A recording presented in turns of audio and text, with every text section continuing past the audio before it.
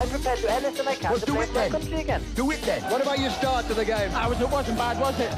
Why should an honest answer be a mistake? How can a modern day manager not have a mobile phone? Why should he? Yeah, welcome back, Football Show. Good to have you along with us. Pat Nevin was on already. We're going to talk to Gab Marcotti later on this hour. First, though, we're turning to League of Ireland because Shamrock Rovers won the title on Friday night, a 3-0 win over Finn Harps. Their 19th League of Ireland title, their second in a row. In a moment, we'll chat to Stuey Byrne.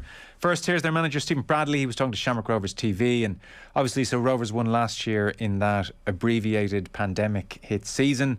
And now here they are, second title in a row. Big achievement. Yeah, look, I think last year we would have won the league if no matter how many games we played, we were in a flow, and the players were really in top form. We lost some key players, and it was about trying to replace that as a group. And it took us. I was worried about the start of the season because you're bringing new players to every play, and you've lost 35 goals from the team, Aaron and Jack, and we knew we had to replace that, and we replaced that as the season went on, and wherever the game threw up throughout the season, whether it was a good game, a second ball game, or a scrappy game, we more times than not we came out on top. As you said a moment ago, we didn't get to celebrate in front of our fans, in front of the players' families last year. It's behind closed doors, so the players and yourself, you remember this night for a long time, won't you? Oh, these are memories that live with you forever. I said to the players during the week, you have a chance to win a league in Tallaght Stadium, the first Shamrock Rovers team to do that, in front of your own fans and family. That's something that can never be taken away from you, and it's something in 20, 30, 40 years time you'll always remember. They're special nights, and that was our talk all during the week. Let's make sure we can celebrate this with our fans. There you are, Stephen Bradley, obviously very happy, and amazing scenes on Friday night. Very happy to bring in as well Stuey Byrne. Hi, Stuey. Hey, Joe, how are you? Yeah, very well. So, well, I guess you start first and foremost with the fact that they've wrapped up this title with 3 games to go. They are more than deserving winners, more than worthy winners of this title. They're the best team in the country. Yeah, quite considerably so as well. Most consistent team in the country. Done their stuff right on the pitch and off the pitch. And it's increasingly looking like now that those clubs that are, have got their house in order with regards to the infrastructure, the resources they have at their disposal, all that hard work that they've done. I would say since I played, Joe, since 2003 when the club went into examinership and was staring down the barrel of a gun, came out of that period, and I know they had a successful couple of years under Michael O'Neill, 2010, 2011. But you can't help but feel all the hard work that they've put in almost nearly 20 years now is really coming to fruition. They look like a proper football club. They've got everything. They tick all the boxes. No huge concerns that we can see from the outside. And especially when you look at the difficulties that some of the other clubs are having, whether it be finances or their grounds or whatever the case may be, Rovers are now in a position to really push forward. And it was, it's funny that Stephen even mentioned there in his press conference talking about the players that they lost at the start of the season. He was saying he was worried at the start of the season. He never said that publicly. And I think that's something he's done quite well this year. He's never used it as an excuse. So I would always be critical of managers that start a season off with excuses. He never looked for that, and I think it's important because the players never bought into that, and as a group, as a team, they needed to fix those issues internally. Where's the goals going to come from? How are we going to replace Jack Bourne, Aaron McAniff? Well, we're just going to have to do it together. We're all going to have to row in. People are going to have to step up. And it was a difficult first couple of months for them, Joe. I particularly think back to a 4-week period in April where they picked up 3 wins out of 4. They drew 1, they won 3. 10 points out of 12 they picked up. But 3 of those wins were literally last-minute winners. Literally, even in one game, last-second winners. So they effectively turned 4 points into 10. And from that period onwards, they went on the best run of the season. So that was really the period in the season where it could have all went wrong. But they dug in, and they've been the most consistent team and fully deserving of the league title. Yeah, 19 points from 9 games this season in which they trailed. So 19 points from 9 games where they were behind. St. Pat's twice, Longford Town 3 times, Drogheda, Sligo, all stung at the death by Rovers. And I guess that speaks of character as well as quality. So they had that about them, that they could routinely come back when required. So when you talk about the departures there at Byrne and McAniff, and we heard Stephen Bradley reference them and reference 35 goals lost, Danny Mandroiu went a long way towards filling that gap and came, arrived at the club under pressure to deliver. So talk to us about him and his season, Stewie. I'd agree with that, actually. Yeah, a very difficult period from last year. For whatever reason, I don't know the reason. I can only think from looking on the outside, just things didn't go right at Bowes. And I would imagine personally, and as you know, and his development, he's still a very young man. He's still only he's obviously 21 years of age, still very young, and he's developing all the time. So I think he came into the Rover squad this year with a bit of pressure under his on his shoulders. Hadn't played last year that much for Bowes. Things didn't go quite well. Do we know why that was, Stewie, last year, by the way? I think there was just a personal disagreement between Keith Long and himself, and right. Look, it happens. And what I'd say, whether it's the player's fault, maybe he wasn't applying himself the way he should as a professional. I don't know. I genuinely don't know. But look, for whatever reason, you have to be doing an awful lot wrong to be not playing, Joe. So I don't know whether he took it on himself personally, said, you know what, maybe I need to get stuck in here. And he did. And look, let's talk about this year and credit to him. And there was times this year he took a bit of stick in the Bowes game. A lot of personal stuff thrown at him, and he had to deal with it all, But when you look at his return, I think it was 12 league goals this year. I think Stephen was mentioning. Stephen Bradley was mentioning the other night that his goal for the season was 15 league goals, so he's on target to get that. I know players very much talk about goals and targets, and so that's obviously helped him as a player, and of course, getting into the. He still very much has the attention of Stephen Kenny. He's gotten into the Ireland squad, so that helps the player with his own confidence and his own inner belief. But he's. I remember seeing him at the start of the season, Joe. First game of the season, Pats were playing Rovers in Tala. This was the first game. Drew 1-0. Pats were very good in the game. Really put it up the Rovers. And he played. Danny Mandroiu played left of a front three, and he struggled in the game. Really struggled. Just wasn't able to get his defensive side of his game right, and he didn't look right. But to look at him now, and looks like he's taken on board what's been asked of him at Shamrock Rovers. And Stephen Bradley may well have helped him as a manager, because Stephen would be he's not a roarer and a shouter. He wouldn't be too critical. He'd be a different style of manager, and it looks to me like his management style has certainly suited Danny Mandroiu. And they needed somebody. Rovers definitely needed somebody of quality to be able to produce, goals or assists, set pieces. He's done it all. Even when we speak about some of those games, where Rovers had picked up last minute winners. I think it was the draw of the game back in April where he got a last minute header. So they needed him at stages to really come up with the goods, and he's done so. But I'd love to see. I think he's got loads in the tank. Definitely think he's got loads in the tank. Looking at his interview after the game, that was his first league medal. And when you look at the game the other night, he was really at it. Of all the players, Rovers weren't brilliant, but he was at it. He picked up 2 goals, got man of the match, and kind of summed up by his post-match interview. He was thrilled. He was delighted. You could see there was a little bit of relief there. He looked very relaxed, delighted with himself. But I think there's loads in him. I think there's loads of potential in him. I'd love to see him kick on from here. I think it was put to Stephen Bradley in the press conference that no Rovers player had won a Player of the Month across the season, and are they underappreciated, and maybe they didn't get the credit they deserved for their league win last year as well. Now he kicked the touch, and that said, look, that doesn't matter. Players have created history. Other people can have their opinion. It doesn't matter to us.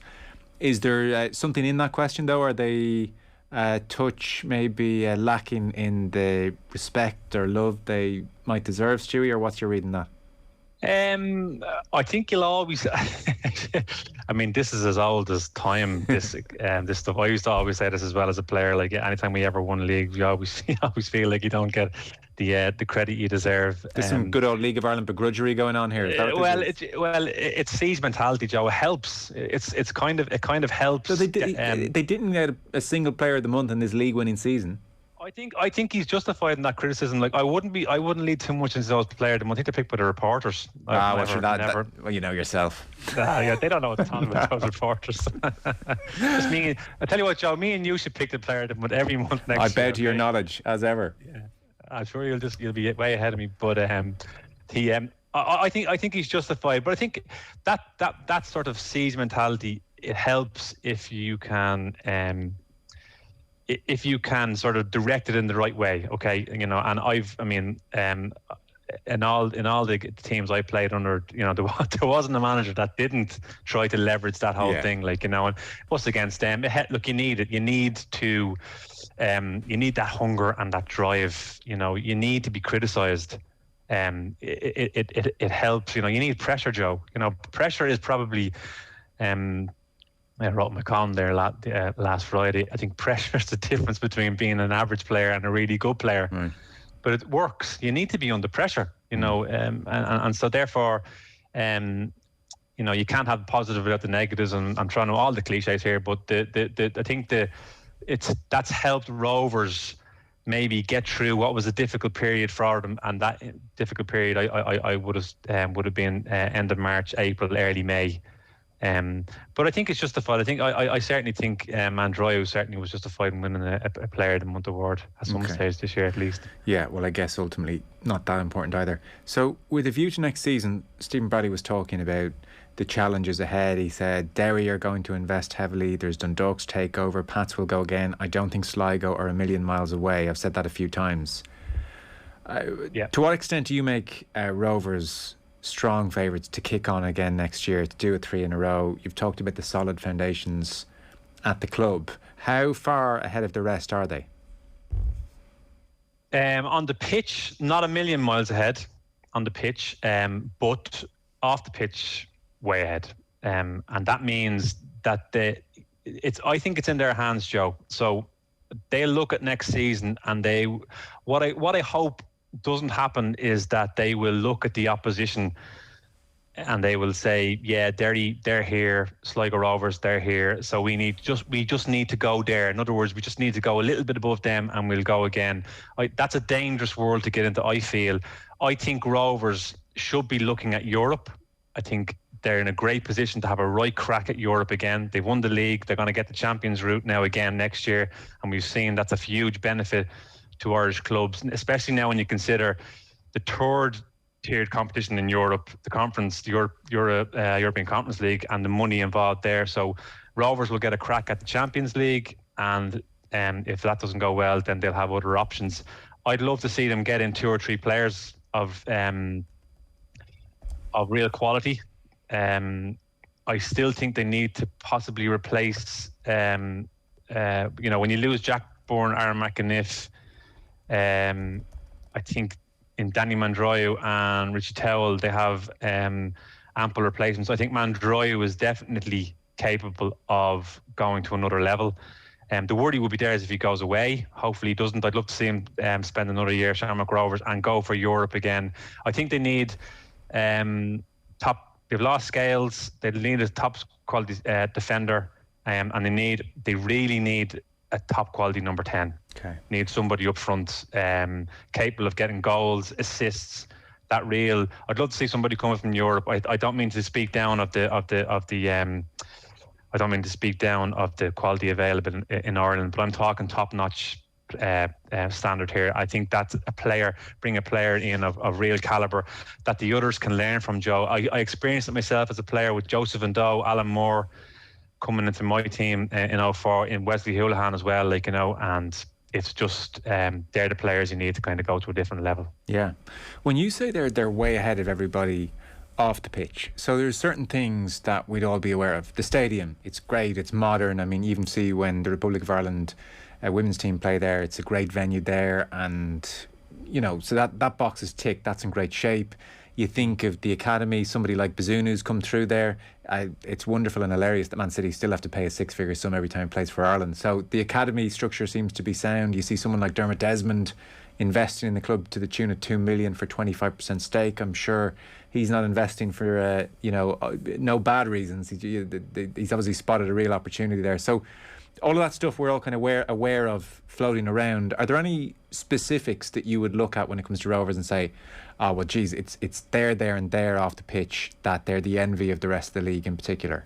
Yes, training ground, Joe. They're day to day. Right. They own their own training ground. So they're like, I can't tell you the difference it makes as a player to just have your day to day at a level that's way above everybody else.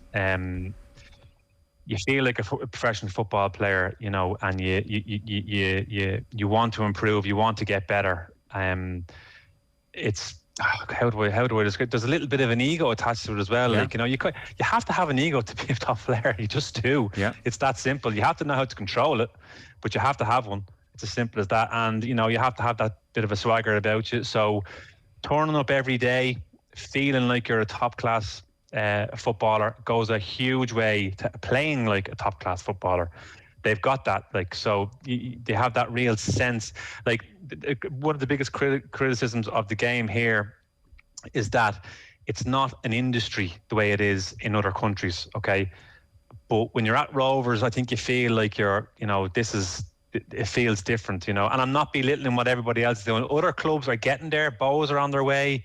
Pats, you know, have a good system in place, but with Rovers, it's in place, and it's been in place for a few years now. And there's this, you know, they do all sorts of stuff around the match days up in Tallaght Stadium, where they invite all previous players to speak. And there's a real sense of a proper football club about the whole place, and that just feeds through the blood of the club. And like I said, they ticked all the boxes, Joe. There's nothing left, from what I can see, for them to add to the club, other than to really start trying to get in, you know, year on year, top quality players, try and go again. Europe is the thing for them. So it's a big one. They've done it the right way. The foundations are in place. This isn't a side where they've just expensively assembled a first team. They've built a club.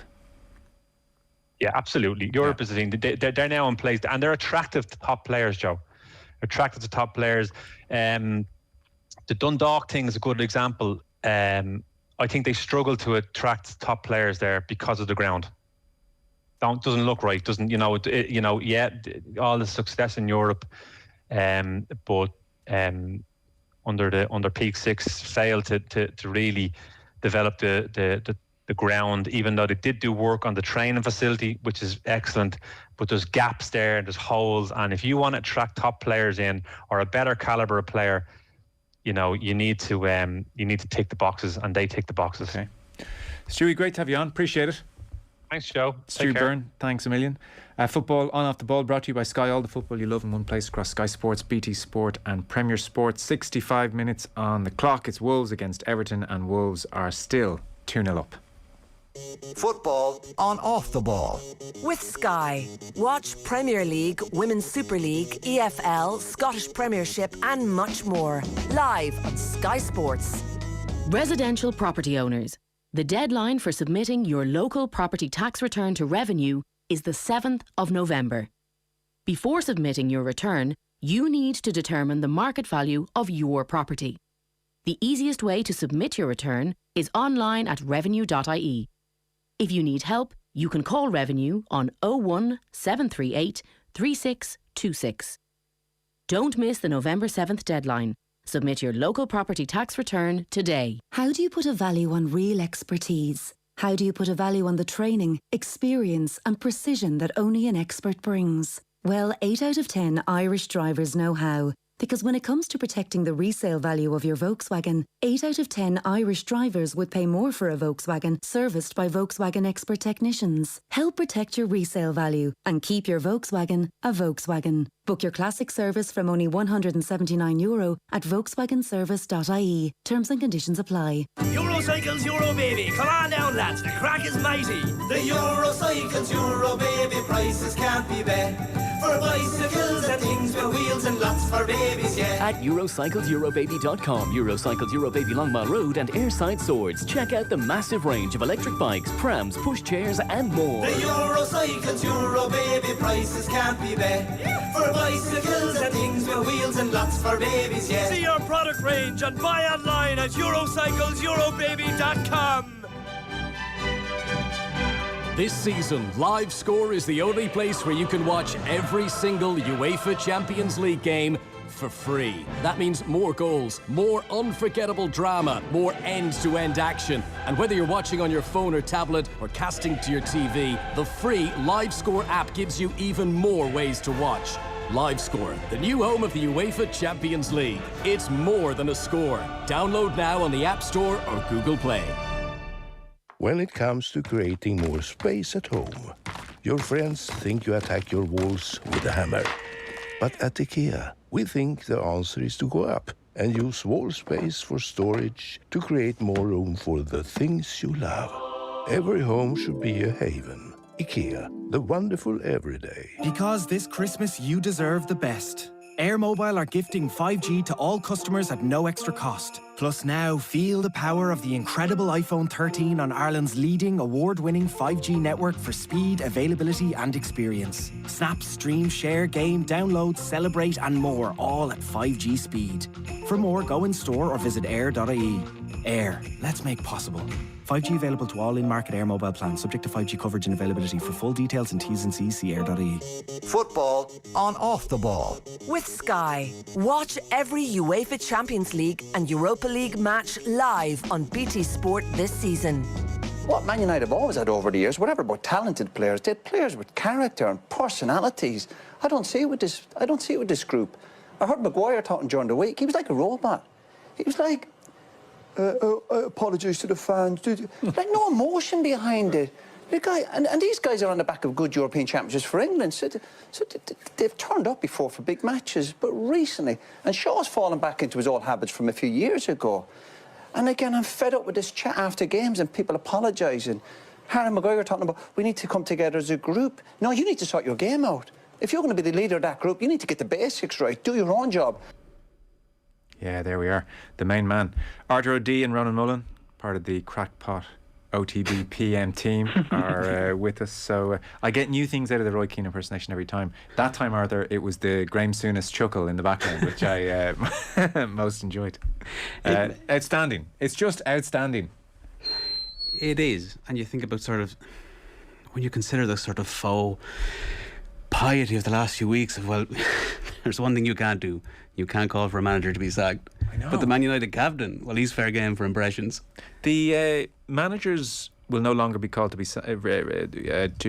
sacked by pundits rule has really spread out. Like from Gary Neville saying, this is my philosophy, it now seems it's not the done thing anymore. I don't know if we're going to see managers sackings called for anymore, actually. Yeah. Maybe that's not a bad thing. Maybe it is a bit too far, a bit tawdry to be calling for a man to lose his job on national television. Probably, but it still kind of seems like it's going to be just every way around that you need to say it. I mean, no one will say he has to go. Well, that I can believe that. I can imagine that happening again. Yeah, maybe. X has to go. Neville's made quite a virtue out of it, I think. Yeah. You know, I will. That's one thing I will never do. I wasn't calling for Ron Atkinson either. Yeah. Ronan Mullen.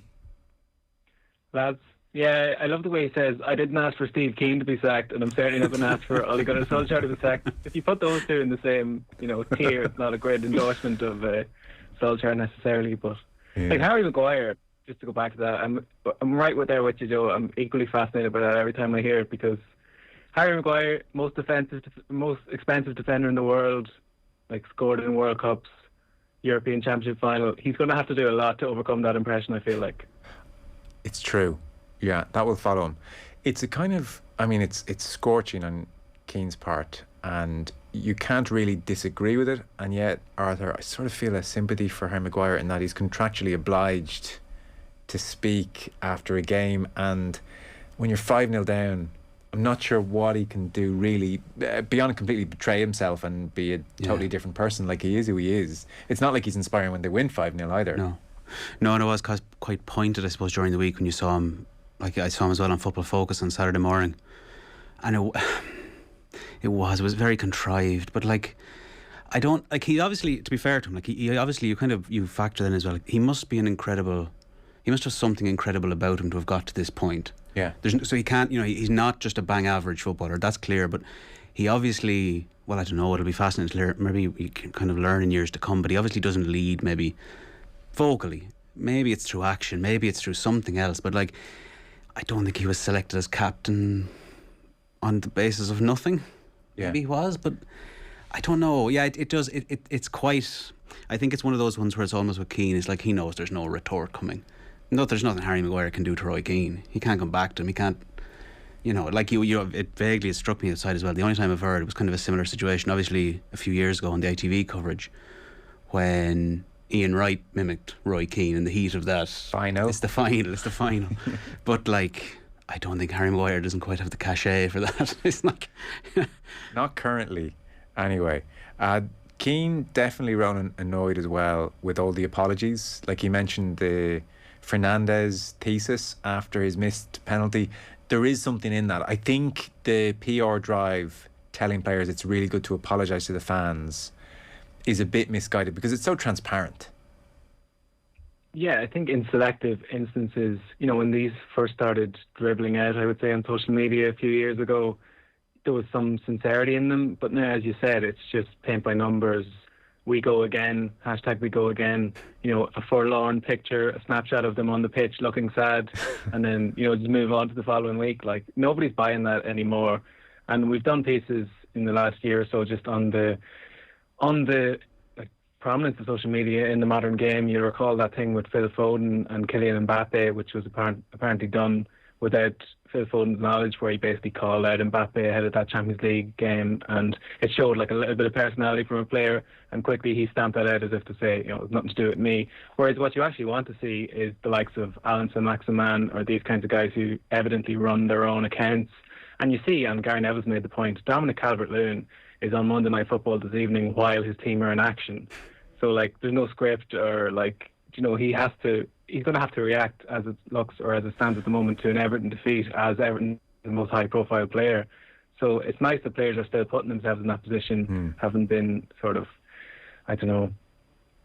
mollycoddled a little bit in the last few years, I would say. Yeah, definitely very controlled. Although I did see a headline from the coverage this evening, and it was a quote from Calvert-Lewin saying, look, obviously this is a bit difficult for me to talk about at half-time when they were 2-0 down. So maybe he's pleaded the fifth, understandably, on the analysis side. Imagine Roy Keane was in that position, Joe. Do you remember when United lost, was it 4-1 to Middlesbrough? Do I remember? It's still my all-time wish to see that video. I mean, it's been... Pity that wasn't on Monday Night Football. I can't believe that video's been destroyed, by the way. I actually just can't believe that's been destroyed. It's just got to be somewhere. Like, is it in the Ferguson vault or something? I don't know.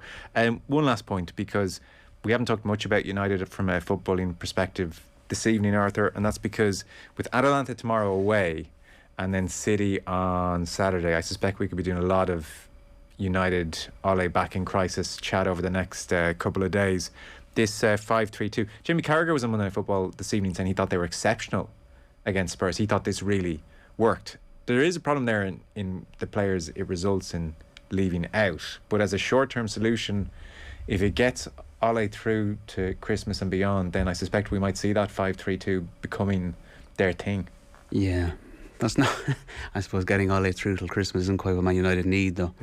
Yeah, it seems quite... I can only imagine from your perspective almost every night having to talk about it, but it doesn't seem like there's any sort of development to it. Like, I'm living the dream, all right? I know. I'm living the dream. Living the dream. It just doesn't... Where does it end? Like, we've kind of been here before and we'll be here again, and I don't know. But even now that Conte's gone, I don't know what Man United would do. What's the next play? I don't know who... Conte was the outstanding candidate. Yeah. And it was kind of it was a one-off kind of a it was right time, right place. Everything seemed to fit in, and it has now for Spurs. They've almost made it fit for themselves. Yeah. But I don't know. I don't know what you do unless you kind of. I don't know what Man United want. Do you know what I mean? I don't know. Like I've no idea. If they want to get top four, I still think they probably could. With Ollie, yeah. Yeah, they probably could sneak it, depending on how things go. But I don't know if they're any more ambitious than that. You'd think they'd have a plan already, but they don't. Is the word, it seems. No, I don't think so. In the papers over the weekend as well, one of the reasons he survived thus far is they haven't planned for his replacement this season. Fellas, lovely stuff. Thanks for the time being. Gab Marcotti is going to join us in a second. Arthur O'D and Ronan Mullen there. Football on Off the Ball. With Sky. Watch Premier League, Women's Super League, EFL, Scottish Premiership and much more. Live on Sky Sports. MABS is the money advice and budgeting service. For 30 years, we've been helping people take control of debt, in person, online and through our helpline. Today we'd like to let you know that our helpline number has changed to 0818 07 2000. But our support to help you deal with problem debt continues to be free, confidential and independent. Call MABS on 0818 07 2000 or visit mabs.ie. Funded and supported by the Citizens Information Board. Cast your eye over a spellbinding seascape in the depths of Dublin Bay. Idir Hala agus Arige na Daoine is an Dúlra. You need an eye that's wide to follow an Cuan. Fech only on TG Cahid and the TG Cahid player. Eyes wide with wonder. Foshnish, her TG Cahid. Some people have asked us how far the Skoda service team will go. Well, our technicians go into the belly of the engine, the deep depths where no one has ever gone before. Dodging sparks by the skin of their teeth. They check and tighten, fill and change. And with 12 months free roadside assistance, they'll journey to rescue you no matter where you are. Book a major service at skodaservice.ie and get a complimentary set of wipers. Ready for your job interview? Sure, but can I ask something? Do you use Apple devices? Yes, we buy them from Bekla. Ah, great. I love Apple devices and don't fancy changing. Great. When can you start? Ha! Times have changed, and now employees can choose how they want to work. We are Bekla, an Apple authorised reseller in Ireland. Take advantage of our devices as a service offer with flexible terms to suit your business. Visit bekla.ie. BECHTLE. Bekla. This season, Live Score is the only place where you can watch every single UEFA Champions League game for free. That means more goals, more unforgettable drama, more end-to-end action. And whether you're watching on your phone or tablet or casting to your TV, the free Live Score app gives you even more ways to watch. Live Score, the new home of the UEFA Champions League. It's more than a score. Download now on the App Store or Google Play. At Power City, you can experience the new range of LG OLED TV, now with better contrast, colour display and gaming capability than ever before. For more information, go online to powercity.ie or call in store today. Football on Off the Ball. With Sky. Watch every UEFA Champions League and Europa League match live on BT Sport this season. Now, you're very welcome back. Alex Iwobi has pulled one back for Everton, so it's 2-1 Wolves with about 15 minutes to play. Very happy to bring in Gab Marcotti, who joins us on the line. Hey, Gab, how's things? Great to be with you guys. Thanks for having me. No, likewise. Last time I spoke to you, it was in the aftermath of the Euros final and Wembley Gate, and you pretty much went viral around these parts for a couple of days afterwards. Well, I can't promise anything like that this time around, but I will happily share my views. Well, unless you're a big Nuno fan and you think this is all a disgrace. 10 games in, 10 Premier League games in. I mean, that is quick. I know it wasn't working out, but that is quick, is it not? Like, I wrote this today in my ESPN column. Like, sometimes more than one thing can be true, right? So it can be true that Nuno was the wrong man for the job, that he didn't fit, that Nuno without George Mendes is a little bit like Andrew Ridgeley without George Michael, which I thought was kind of a clever line. But it can also be true that, you know, this is a club that made a ton of mistakes. Jose Mourinho was sacked in late April. It took them, more than 2 months to find a replacement or to appoint a replacement. It's true that this is a poorly assorted team. It's true that he was working with a new director of football. It's true he didn't have time to prepare. It's true that that the whole Harry Kane fiasco kind of really screwed him up too. So all these things are true, but it doesn't change the fact that, I think he was the wrong appointment. Going to be interesting to see how this Harry Kane fiasco resolves itself, by the way. Yeah, look, I think it's interesting because I was told that just about everybody who interviewed for or who talked to Spurs about the job in the summer was told in no uncertain terms by Daniel Levy, no, Kane is staying, and obviously ended up staying. However, I wonder in the summer, what happens? Obviously Kane's a great player, but given that Spurs do not have unlimited funds, if you're Conte, if you're going to have to do major surgery to this team, might you rather have, that 120 million, assuming somebody's still willing to give you 120 million for Harry Kane, who turns 29 next summer, would you rather have that to go and spend in the squad and bring in 3 or 4 players? Or would you rather have a hugely motivated Harry Kane, assuming you can hugely motivate him to want to stay? I think that's going to be really one of the key questions that's going to determine how this thing pans out. Let's talk Conte then. I'm interested in your thoughts on Antonio Conte. So, for instance, he has been described in various quarters and maybe more so in connection with the Manchester United job, which we thought maybe was the more likely one until recently. But he had been described as difficult, as abrasive, words like that. Is that more to do with those at board level than leaving broken dressing rooms behind a la Mourinho, or can he scorch a dressing room too? Well, it's funny, difficult, abrasive. Wait, isn't that Sir Alex Ferguson? But yes, I could resist. Look, I think his record is there for all to see, right? There are parallels with Mourinho. I think, if anything, Conte is even more direct than Mourinho. Conte left Inter because he was told that there'd be a whole bunch of money to invest, and then he found out after winning the title that, they were going to sell 2 of his 3 best players. Conte left Chelsea because he wanted a whole bunch of new players, and he thought Roman Abramovich is a billionaire, so he should go and spend that money. Conte left Juventus for pretty much the same reason. You remember his quote about he's being expected to take you out to dinner in a €100 plate restaurant with 10 euros in his pocket. So there's no question that he will always push for more spending and more resources and for things to be his way and so on. But there's also no question that when he gets those resources, he delivers. And it's weird because, resources aren't really a problem at Manchester United. I'm not saying he'd need to spend billions and billions, but, if there is a team where he could go in and they could bring in more good players and they have the money to do that, it's Manchester United.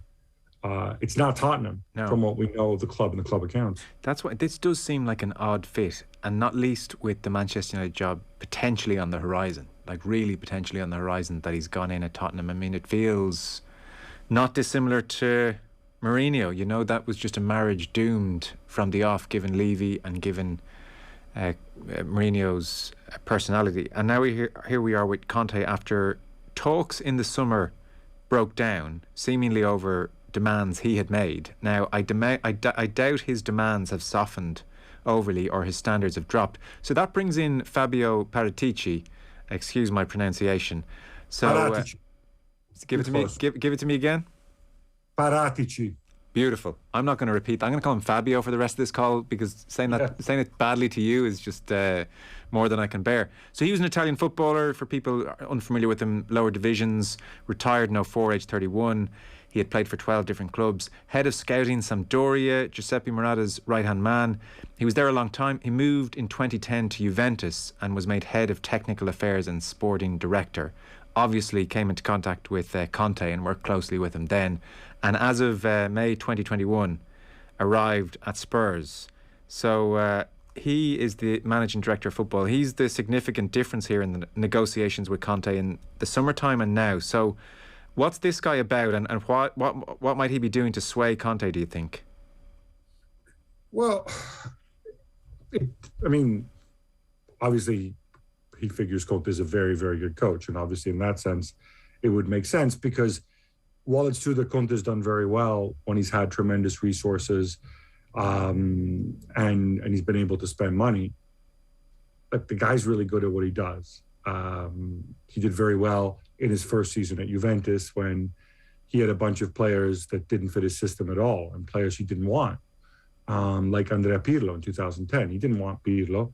Pirlo rocks up and he completely changed his system, extended Pirlo's career, and they were very, very successful together.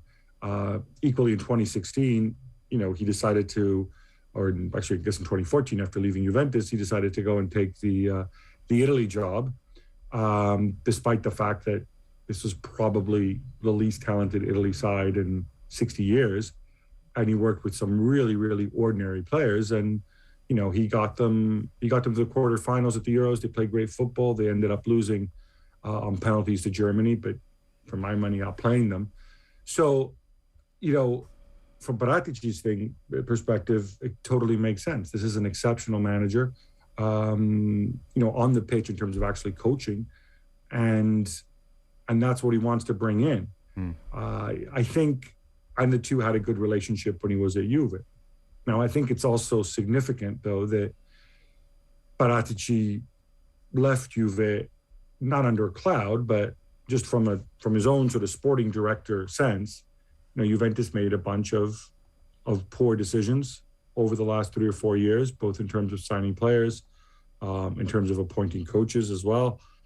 And so I think the question then becomes how much a part of it was Paratici, and can this time around be different? Okay. And when you say how much a part of it, do you mean as in how much of the blame does he deserve type thing? Yeah. I mean, look, this is more, I guess, about Paratici than it is about Conte, although Conte's always had, kind of a pretty singular relationship with his directors of football because, he's going to look at Juve's squad, right? And he's going to see, okay, this guy's not good enough. This guy's good, but he doesn't fit my system. Mm-hmm. This guy's out of contract. How do I fix this? And he's going to go to Paratici and say, fetch me this guy, that guy, and that guy. And Levy's going to say, okay, this is the budget that we have to work with. And it's going to be that creative tension that's going to make this work or not work, as the case may be. And the reality is Paratici made some really bad calls when he was at Juve. Aaron Ramsey comes to mind. Adrian Rabiot, probably not great. Emre Can, these free transfers that aren't really free because you completely overpay for somebody. Those are some of the moves that he was known for. But the difficult thing is at a club like Juve is to say, right, well, how much of it was Paratici, how much of it was other people around him making those decisions? There's no question that I think if Conte's going to work, unless, Levy finds hundreds of millions under the sofa that he's happy to go and part with, for this to work, they have to be very, very smart in the way they operate in the transfer market. That's going to be, I think, absolutely critical. And so Paratici is going to be a big, big part of that.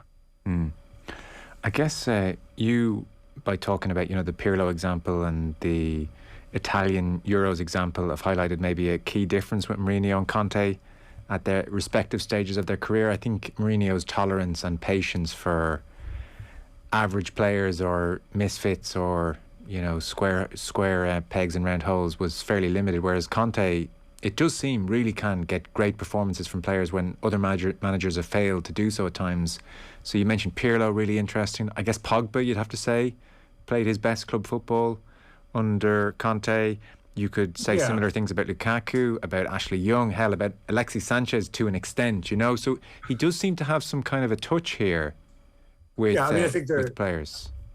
They're slightly different situations. Sure. I mean, Pogba was obviously, he was a young player.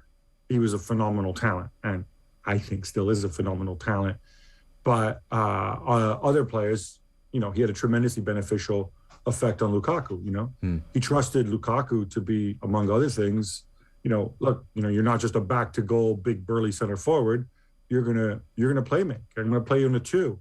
We're gonna use you in different ways. And Lukaku loved it because he's an intelligent guy, and the two were in sync. So Conte, I think, definitely has a knack to do that. Now, Is he going to turn Eric Dyer into Franz Beckenbauer? I don't think so. I think that's even beyond his powers. But I think part of it is, if Spurs and Conte have been honest with each other, part of it is going to be, look, we have a lot of guys here who, I'm thinking of Ndombele, I'm thinking of Dele Alli, who we think should be good, who were once good. Can you make it work?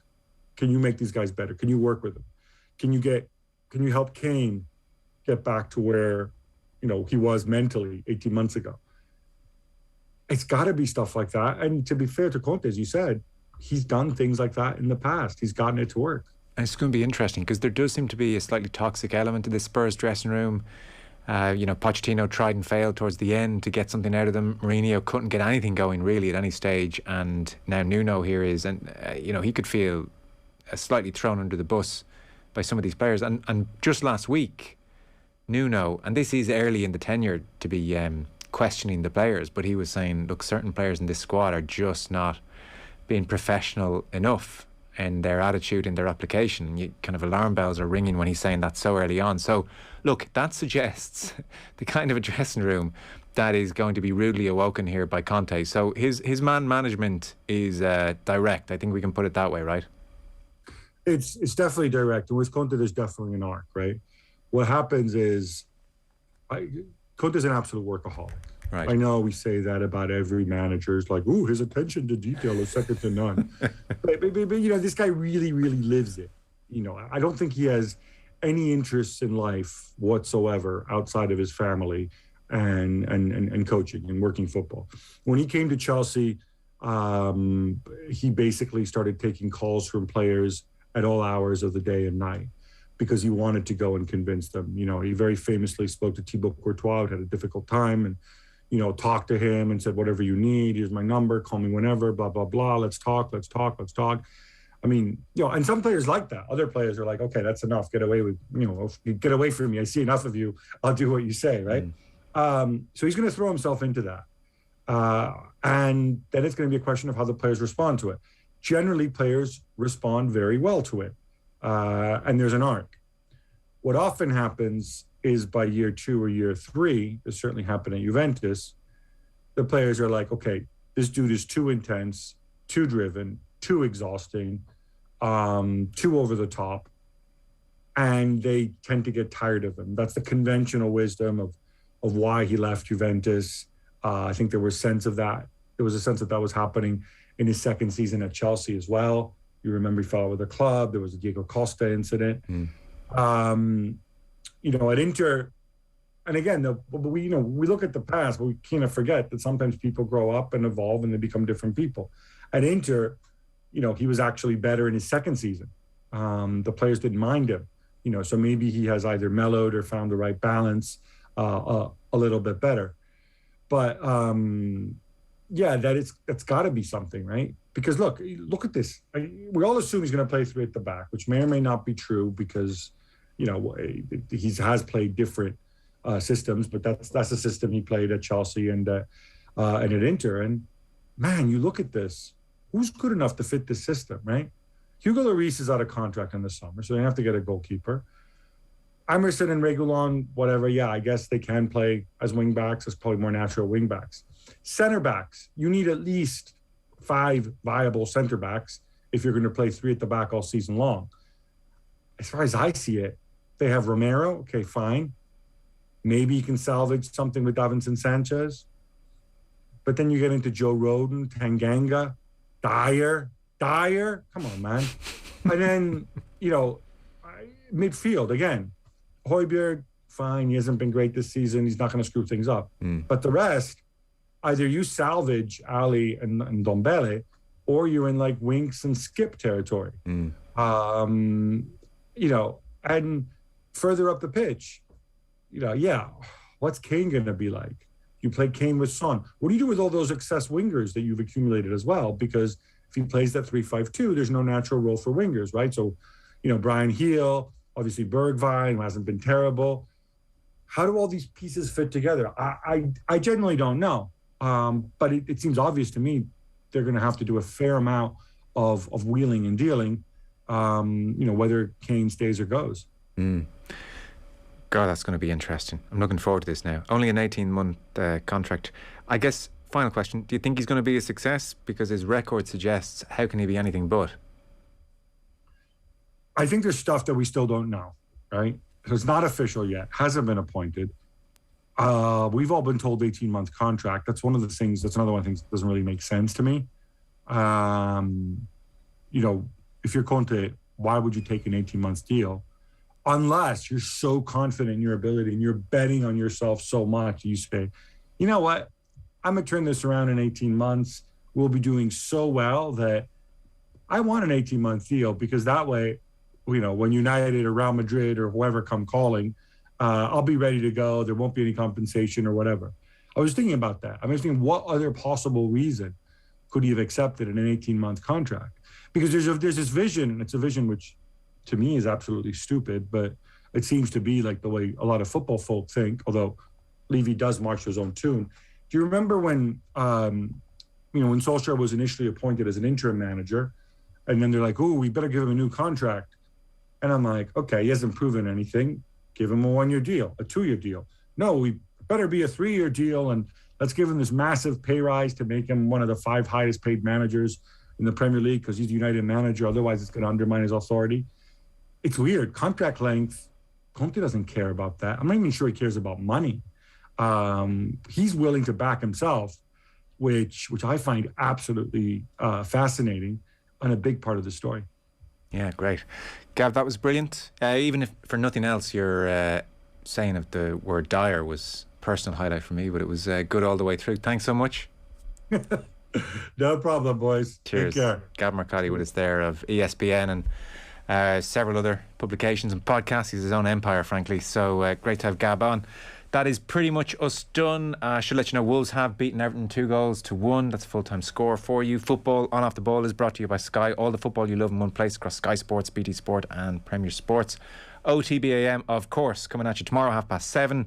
Daniel Harris will be on. Manchester United in action tomorrow evening, of course. Rebecca Clancy will be talking F1, and then tomorrow night, Champions League evening, United Atalanta, as mentioned, amongst other games. Damon Delaney will be on, David Myler will be on, and more besides. So we'll chat to you tomorrow. Tom Dunn on the way next.